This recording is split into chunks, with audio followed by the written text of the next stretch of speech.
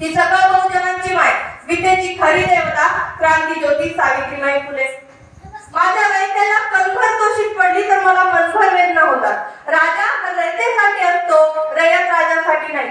हे तत्व जीवनभर जपणारे लोक राजे श्री शाहू महाराज. तुमच्याकडे दोन नाणी असतील तर एका नाण्याची भाकर घ्या आणि दुसऱ्या नाण्याचे पुस्तक घ्या. भाकर तुम्हाला जगवेल तर पुस्तक जगण्याची कला शिकवेल.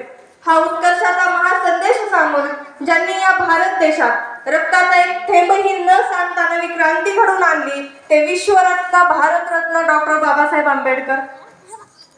इंग्रजांपासून मिळालेले स्वातंत्र्य हे स्वातंत्र्य नाही तर स्वातंत्र्याचा भास आहे. ये आजादी झूठी है, देश की जनता भूकी है, असा तत्कालीन सरकारवर जोराचा हल्ला चढविणारे जगविख्यात साहित्यिक लोकशाही साहित्य रत्न अण्णाभाऊ साठे. जो देव स्वतःच्या देवळात प्रकाश पाडू शकत नाही तो तुमच्या आमच्या जीवनात काय प्रकाश पाडणार. त्यासाठी स्वतःच्या जीवनाचे शिल्पकार व्हा असा विज्ञानवादी विचार सांगून ज्यांनी अंधश्रद्धा कर्मकांड यावर घणाघात केला ते राष्ट्रसंत गाडगे बाबा.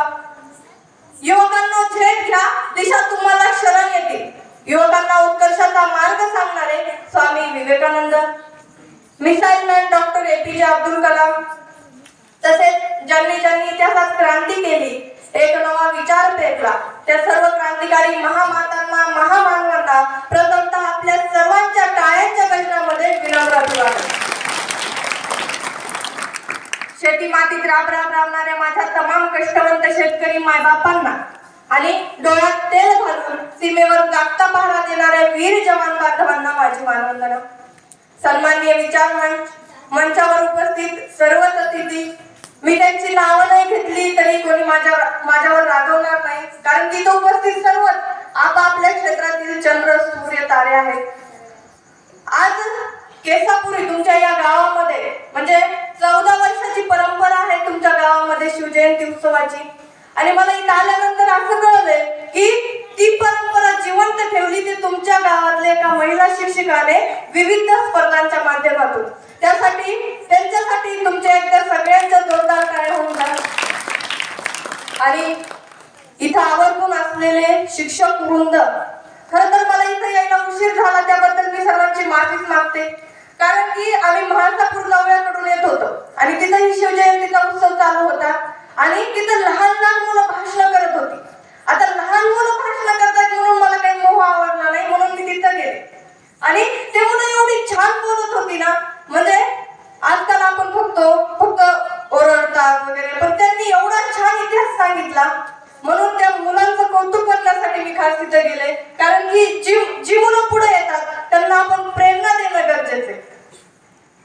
आता सर बोलताना सरांनी म्हणजे इतिहासाची पार्श्वभूमी सगळ्यांना सांगितली आहे, सोळुंके सर बोललेले. आता माझा हेतू बोलण्याचा म्हणजे की प्रत्येक गावामध्ये आपण जेव्हा जातो तेव्हा शिवजयंतीचं आयोजन तरुण करतात, सगळीकडे पळापळ तरुण करतात आणि आमच्यासारखा कोणीतरी वक्ता कीर्तन करायला आला तर कुठंतरी मागं जाऊन बसतात, नाहीतर कुठंतरी लांब बसलेले असतात. त्यांना वाटतं की जो प्रत्येक जण येतो तो आम्हाला दोष द्यायला येतो की काय. पण भावांनो, मी तुमची बहीण आहे, तुम्ही पुढे येऊन बसलात तरी चालेल, कारण मी तुम्हाला अजिबात दोष देणार नाही.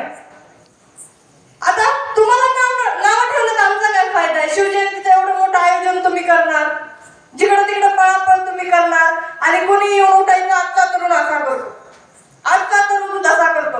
अहो त्या तरुणांचा काय दोष हो. एकतर त्यांना एवढं शिकून नोकऱ्या नाही, बरं नोकऱ्या नाही ते बेरोजगार म्हणून 35 वर्ष झालं तरी पोरे कोणी देणार, यात त्यांचा काही दोष आहे का. तरी मी माझ्या आजूबाजूला उपस्थित सर्व बांधवांना विनंती करते की त्यांनी समोर येऊन बसायचंय. आहेत का पाठीमागं? मी येताना होते पाठीमागं काय बांधव आले. तर छत्रपती शिवाजी महाराज म्हणजे विश्व बंधुत्व विश्व कल्याण प्रत्यक्षात उतरविणारा राजा, समता न्याय स्वातंत्र्य बंधुता संरक्षण अशा सर्व मानवतावादी तत्वांचा निर्माता राजा.